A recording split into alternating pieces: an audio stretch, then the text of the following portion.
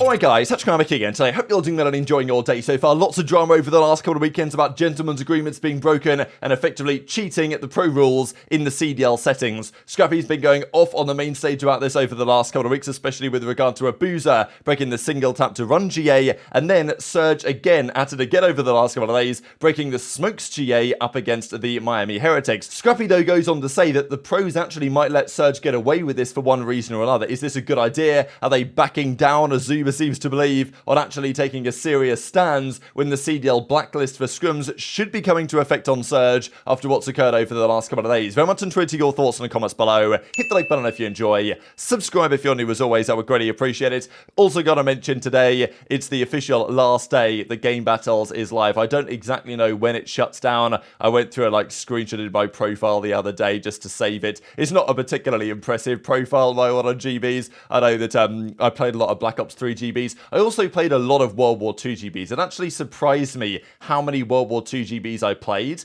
and it was actually one of my better records in Game Battles, and I know the reason why is because of the Game Battles integration. If you guys played Game Battles back in Infinite Warfare and in World War II, it was so good. You could queue on the actual website itself, you would find another team, and instead of having to add them as a friend and do it all manually, you would literally go into the Game Battles queue on the game itself in the client, and it would set you up in the lobby, and then it would record the results.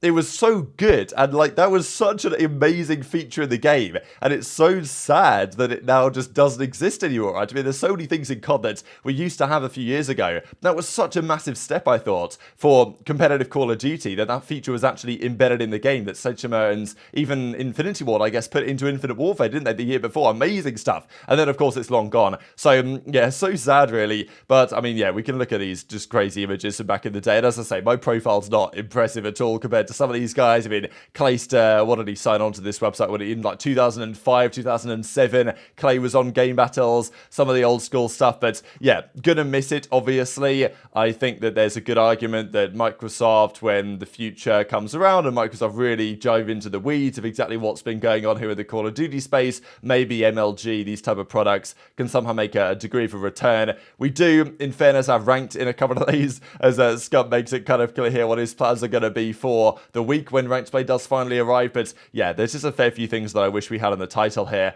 Also, this story we've got to mention, though, because the Saudi E-Leagues here, I guess is what this is for, is talking about the Saudi Electronic Sports League from 2023 to 2024. They're expanding the calendar from 7 games up to 13 games. And among this, you will actually note here, we've got Counter-Strike 2, we've got EAFC, which is like FIFA, Dota, Mobile League of Legends, and then we have these, which is very interesting. So League of Legends, eFootball, or whatever the case is. But listed on this is Call of Duty Mobile and Call of Duty Modern Warfare 3. We know there's been quite a bit of talk lately around the future of esports in general, and the fact that, well, we know that money is tight, and we've also got Overwatch, Rainbow Six, Rocket League, PUBG on here as well. So if there is one place and one country that's looking to invest money in sports and esports and other entertainment, it's definitely Saudi Arabia. But the belief was that for some time Activision had said no, they're not interested in giving the rights for these tournaments to take place in Saudi Arabia. We saw Doug St. Martin talk about it a few years ago as well. For, I think, the first iteration of Gamers 8 was probably in Riyadh,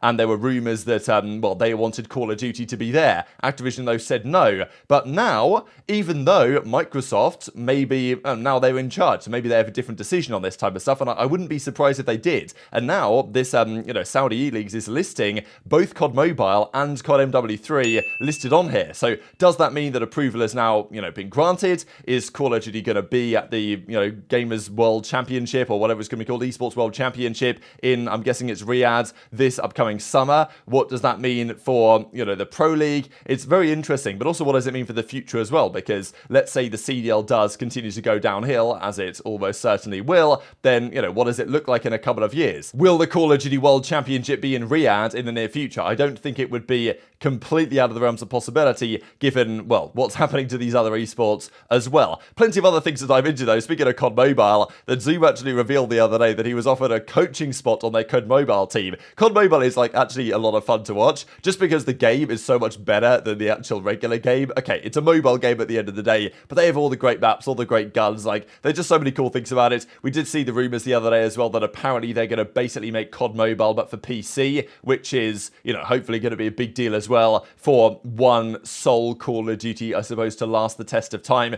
The breakdown also went through and came up with their team of the week. I thought this was really pretty well done, actually. Sib, complete no-brainer, obviously, the way he played here for the Subliners this week. You can also look at some of the FaZe guys, and, you know, they did well, but, you know, they didn't maybe play the strongest competition. I thought it was nice, of course, Envoy having a massive bounce-back week, and a pretty important one for Toronto, all things considered, getting the victories they did. Scrappy was great as well, and then Linz, I mean, he was frying this week. In the series they lost and in the series they won, he's been very impressive, and definitely teams will. We talked earlier today, roster changes, roster mania, what teams need to do.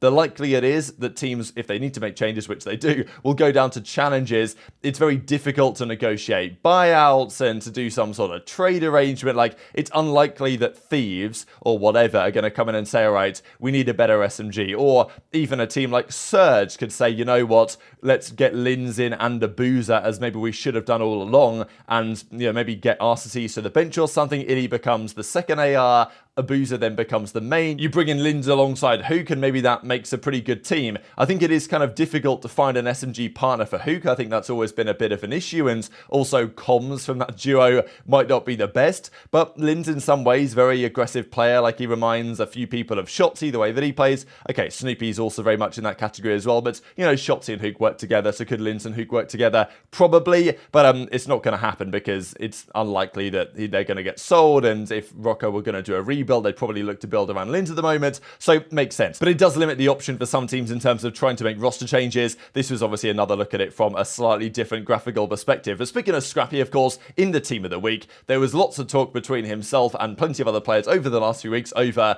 breaking of gentlemen's agreements, and therefore cheating the professional rule set. Now, cheating kind of implies intention, right? If you intentionally do something against the rules and, you know, you're trying to get away with it, then that's cheating. If you do so unintentionally, then does that count? Does that not count? That has been a matter of debate. So this especially occurred in the Heretics versus Surge series.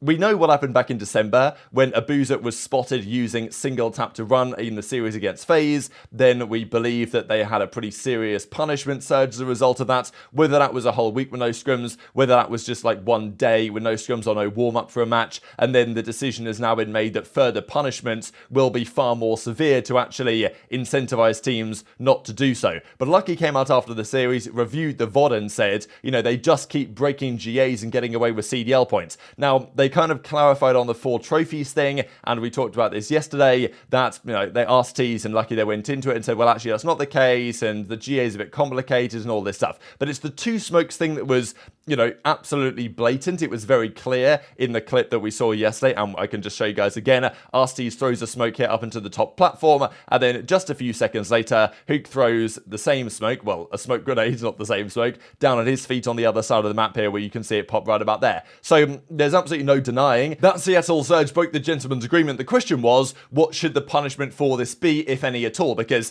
if the pros were to stick to their word with what they rumored were going to do, this would now be a really severe punishment. At least a week with no scrims, many of the pro teams, potentially even worse than that. Second offense was going to be more severe. Now, apparently, according to Scrappy, what he said on ZooMaa and Octane's watch party last night is that he thinks they're going to let it slide. ZooMaa said, you know, you're basically chickening out of this one, and pretty pathetic that these things happen. The pros aren't going to take, well, a severe stance on it, but what do you guys think about this? Clip. All right, give me a clip. Yeah, I got a question. Yeah.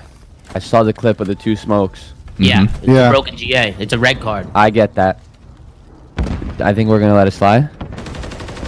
Yeah, because you guys are f***ing pussies. We know. No. It's not but double smokes is a bit like... Sometimes you think you got a stun on. Yeah, like Kyler might think he's the only one running a smoke. Yeah, and Al Rogue put one on. What? Scrappy, what are you talking about? What the f*** did you just say? Brother, that should be coordinated before. Every team should know who's the smoke player. I'll say it again. You scrim two. It's definitely a difficult one to police. I kind of see what Scrappy is getting at, but also I think that the teams need to just be more careful. Maybe the feeling is that because this is the first time that somebody has used 2 smokes in a round, then there needs to be a bit of a clarification maybe in terms of what is just an accidental mistake, because I do think this was accidental. I don't believe that Hook and RCs both intentionally threw the smokes to gain a competitive advantage above what the rules say, and it's kind of a stupid G8 anyway. Ideally, the game would be designed so that you can actually put in that if one of your guys has a smoke on, the other guy can't. But that's never going to happen, is it? So in order for these pro rule sets, the CDL is never going to enforce this either, because it's not in the CDL rules. In the CDL rules, do what you want, run 4 smokes. The pros, though, think that the game would be ridiculous if everyone had a smoke, which I think is probably true, and we'll see that in ranked play, I'm sure, in just a couple of days' time when people play Search and Destroy that game mode, and see how fun that is for people. But there'll be loads of trophies on the other side, I guess, to block the smokes as well, so it goes both ways. But in the pro rule set, I don't think this was intentional by Hook or by Arstees. I think one of them made a mistake, whether maybe Hook didn't realise that Arstees had it on, and whatever. And they didn't win the round anyway. They did win the map though, but they didn't win that particular round. So maybe the pros are thinking, well, because it was accidental, we'll let them get away with it on this particular occasion. But I'm not really sure that, stands up to scrutiny as far as I'm concerned, because this whole, it was accidental thing, Hook didn't realise. They should have known that it was a possibility. It's their responsibility to deal with it. And it sounds to me like an attempt to gain some sort of competitive edge by having, both players have a smoke class so they can change around. And if you're not going to be careful with it, you're running the risk. But also, what exactly does quantify as accidental? Sure, this one might have been. Will the next time be accidental? Let's say, go to the major, a team uses 2 smokes, one drops it in a certain spot, one drops it in another spot. Guess what? Maybe it's the same type of round, but actually Hook drops the smoke and gets away and goes on to win the rounds. Is that, accident? I didn't realise, I didn't know that RC's had one, because Skyz, he said that his snaking was accidental. You guys probably remember when the whole snaking thing went down, and JP and others were talking about it in the community, that Skyz had snaked the Los Angeles Grillers here on P1, and it was pretty blatant that he's kind of, gone above the number of pumps that are allowed in the pro gentleman's agreement on the snaking side. But Skyz said, I didn't, know that it looked like that. It was kind of accidental. And, some people thought, okay, maybe Skyz is making a fair point. Some weren't so convinced. But Skyz didn't get away with it, right? Did he? I mean, they lost the warm-up for their next series they played. That's what Skyz revealed, that he did get punished for this. So, sure, that was accidental, but there was still a punishment in place. But I'm a little bit concerned, to be honest, that the way the pros have dealt with these situations so far, that has actually been surprisingly good. I've been very impressed by the fact that the pros have come up with their own rules, and they've come up with a way to actually enforce it by, blacklisting from scrims briefly, or by not warming up the other team for their matches, these type of things. But they need to ensure that that integrity remains, because what they've done up to this point is good, but the idea that they're thinking, probably what they did is they're thinking, well, we've now said that the punishment for doing a second offence is going to be like a month of no scrims on the blacklist. That's kind of what the rumour is going around, and what Ghosty said the other day, that that's what they're going to do. They're going to make the punishments way more severe to, incentivise against it. But now, something like this happens with Surge, and they think, well, for that kind of accidental smoke usage, that feels a bit harsh, so we just won't punish them at all, which is potentially a bit of a slippery slope, where once you don't punish one thing, because, well, maybe the punishment would be a bit too harsh for that, then all of a sudden, nothing goes punished, and, the whole integrity of the gentleman's agreement upholding thing kind of falls apart. So we'll see if there's any more trends towards that in the future, because, if I'm a team and I'm seeing Surge effectively break GAs and get away with it, I might be thinking, well, what if I throw a couple of snakes in at Major 1, and I say, well, it was accidental because XYZ, my controller broke, I don't know, will I get away with it? Probably not, but might be worth a try if there's money on the line. And that's probably not really where we want things to be, but very much interested in your thoughts on all this stuff in the comment section below. This is a really cool French local lad as well that was going down. I mean, just spectacular stuff when he got all the trash talk here. I just think, there's so many good storylines in Call of Duty. There's so many, passionate players that want to make this scene great, and there's people that are doing awesome jobs on the production, everything like this. I mean, this is like a French local tournament that was, look at the setup, look at the stage, it's really well done, and there was some good trash talk as a result of it. And this guy tries to, go and beef this guy on the other side of the stage. Unfortunately, we're not going to see so much of this stuff nowadays, but, yeah, absolutely beautiful. So very much interested in your thoughts in the comments below. Hit the like button if you enjoyed, subscribe if you're new, take care, and I'll see you next time.